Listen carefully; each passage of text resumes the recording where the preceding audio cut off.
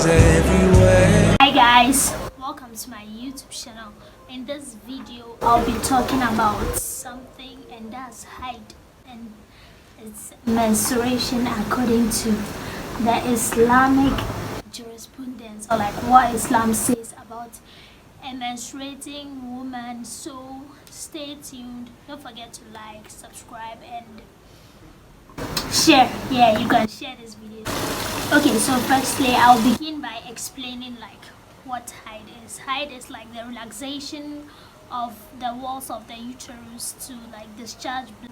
That's basically what menstruation is, and that one, like, almost every mature lady experiences that. So we are going to take it step by step and get to know like what can you do while in your menses and what you can't do while in your menses.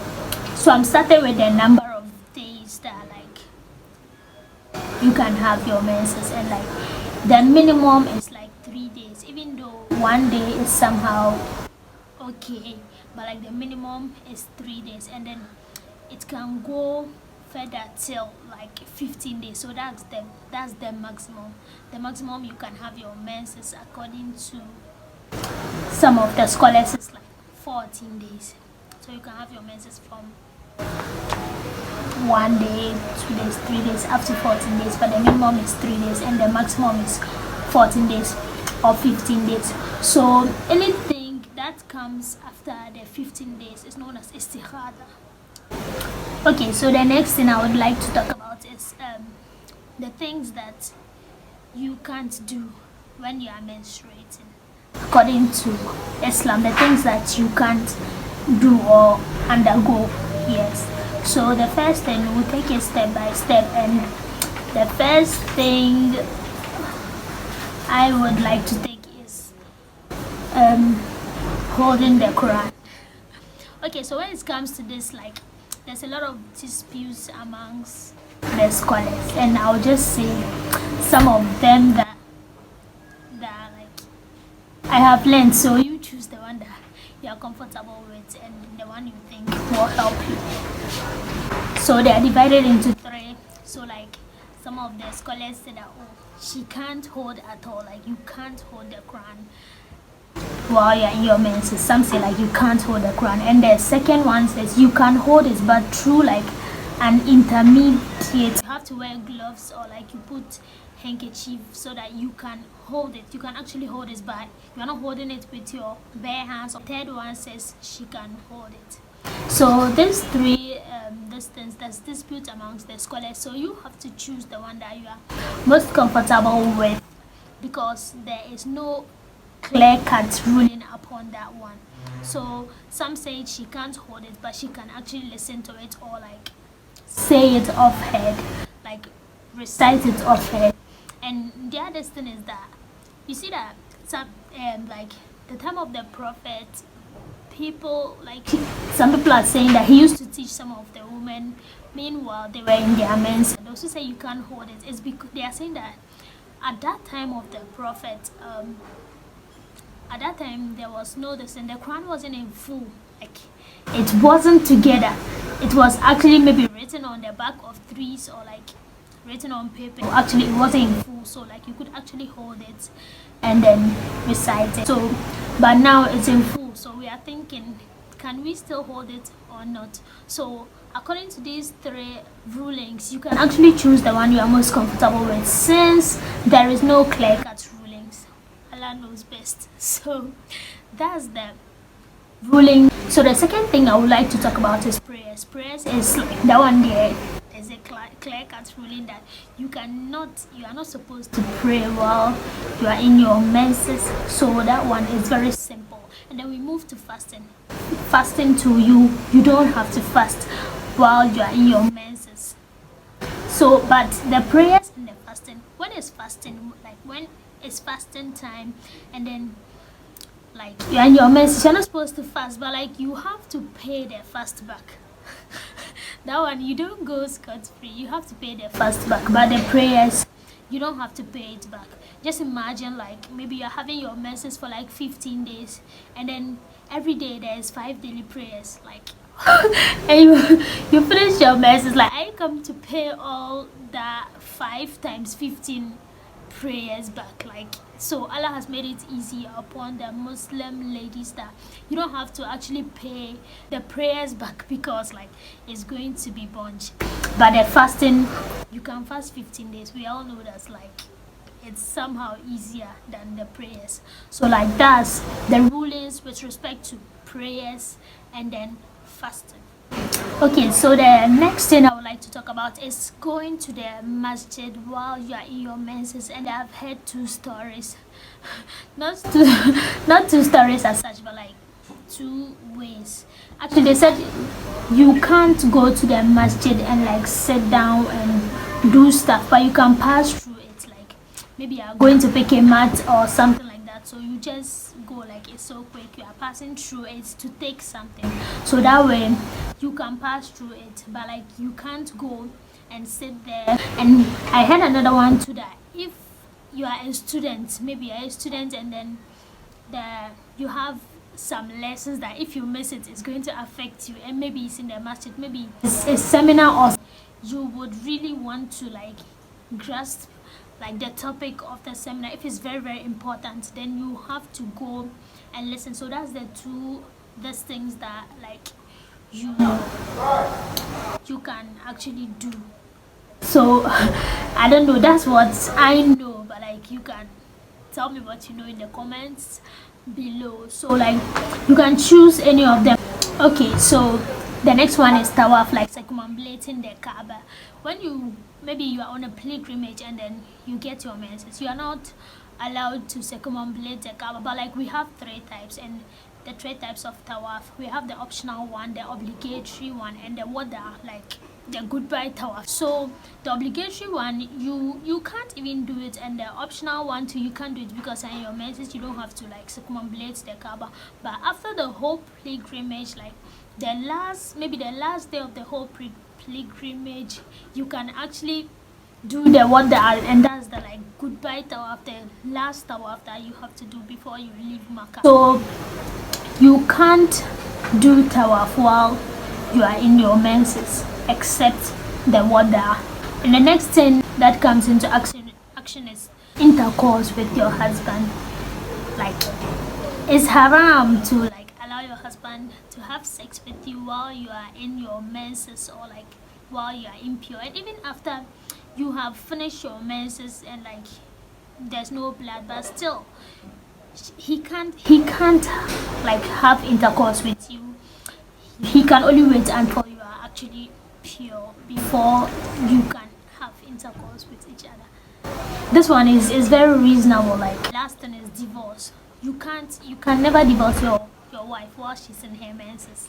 No, it's not acceptable to do that. So you have to wait till she's pure, and then you can decide to divorce her. So we move straight to the things that a menstruating woman can do, and then one of them is she can recite the Quran, and that's off head. If you are choosing to follow one of the rulings, she can recite it off head, and then like off head there, like you can recite because you're not actually holding the Quran.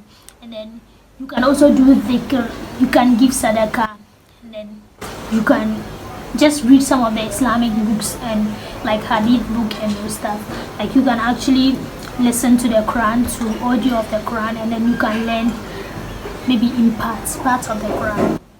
Okay, so we are moving straight to the signs of like menstruation, like the signs that your menstruation has stopped. And then the sign that will show is that like it should be white, everything should be white, like you wouldn't see anything again.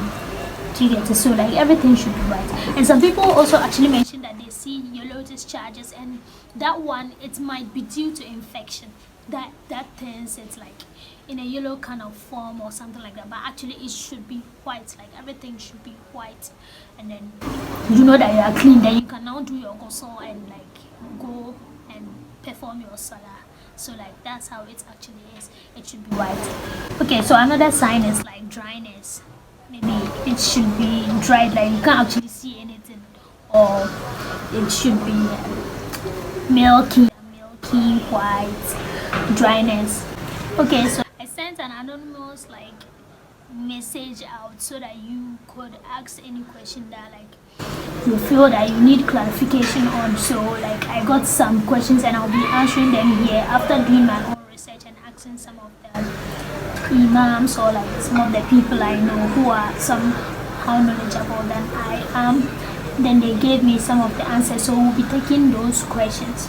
So one of those questions was, I would have to read them because I don't have them often. So one was the color of the discharge that you see before, then you know that, oh, your menses have stopped. I've already talked about it, and it should be white or dryness, or like it can turn milky or yellow. So like that's the first question answered. Next one is, after your menses you continue to see some, like your mens, like you menstruate for 5 days, and then the 5 days are fresh, and then you continue to see some brownish discharge. And like, would you pray, or like would you perform your ghusl and pray, or you just like see it as menses? As far as your days have reached like 5 days, you have to treat it as non-menstruating materials and then perform your ghusl and start praying, and then maybe work on it. Maybe it's because of some infection that you are seeing that brown discharge, or maybe the body is just bringing out some metabolism material. So like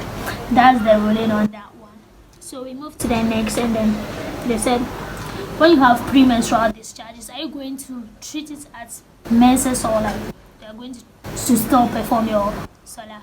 When you have premenstrual discharges, you have to, they are not part of menstruation, they are not part, so like you have to treat it as nothing like premenstrual discharges. You have to treat it as such, and then you have to continue praying until you actually see blood, and that's like the menses itself. So like we are moving to the next question, and somebody was asking about the ghusl after, that's the ritual bath after menstruation, and I will just take it lastly. That's the last thing I will take. It's very simple.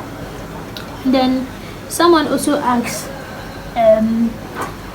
during the seminar, somebody had a question like, listen, can you take drugs to like suppress your menstruation so that you don't have to miss any fast, so that you wouldn't even have to worry about paying those fasts back? And the answer the Ustaza gave was yes, you can take it if it's not haram.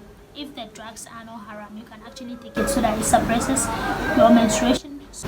Okay, so some people also experience unstable menses, like maybe sometimes they have it for 5 days, sometimes 6 days, 7 days. And what I learned is that for you to bath, you have to like actually take the number of days, the highest number of days, and follow that one. So like you know that, oh, by the 7th day, I know that 7 is my highest number of days, so by the 7th day, I should bath. I shouldn't let it exceed maybe the highest number of days.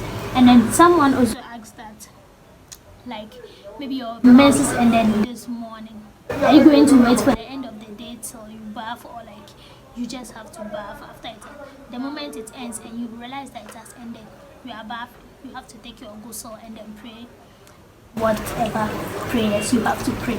So some people also ask about like, when you are praying and then you realize that you've gotten your mens, you have to stop the prayer. You have to actually stop the prayer and go. That's the right thing to do. When you realize you don't have to finish the prayer. And then the fasting too, like when you are fasting maybe and then your menses come, you can decide to stop fasting or continue. But you continuing, it won't really add to your fasting. You are just continuing just to continue. Yes, maybe Allah will reward you, but I don't know. But like you can stop it too, because when you are having menses, you don't have to fast. But in that situation, you can decide to complete the fast, or maybe you can decide to leave it. It's up to you to choose. If you are circumambulating the Kaaba and then like your menses come, you just have to complete it. That one day you just complete it. Okay, so somebody was also asking, if you miss Zohr and maybe it's just maybe 1:40 and now you are coming to pray, then you see that, oh, you've gotten your menses, would you pray the Zohr? The thing is, you have to finish the menstruation, and after you purify yourself, you have to pay that Zohr. We call it mustakabal. You saw you missed the prayer before the menses came. So you have to treat it as a missed prayer and pay it back. So like that's the answer to that question. And then someone also asks like, why do women get angry when they are in their menses and those kind of stuff? This one there is mood swings. Like you see, when you are in pain and you are feeling pain, that's when Satan tries to come close to you, and then maybe when anybody just does any small thing, like you become angry. So like those who are around the ladies, you have to be patient when they're in their menses, because like they are going through a lot of pain, and that pain alone, if they give it to you, like you can't bear. I'm talking to the men here. You can't bear that kind of pain. So like you have to have patience, especially those who are married or are thinking of marrying. If you marry a woman and she's in a menstrual period, you have to have patience with her, because that time she's in pain, and that time too any little thing will provoke her. So you have to be patient with her and then help her. Do some of the washing, do some of the chores, and even cook for her, you see. So like it's that simple. Islam is very lovely, and I hope whatever I said is understandable. If I have erred in any ways, it's due to my ignorance, and if I have said anything right, then it's due to what Allah has said. So that's the end of this session. If you have any questions, you can actually put it in the comments. So like that's the end of the video. I hope this video was helpful. If you are still watching this video, don't forget to like, subscribe, and then comment. Yes, comments are very important. Let's get interactive with it.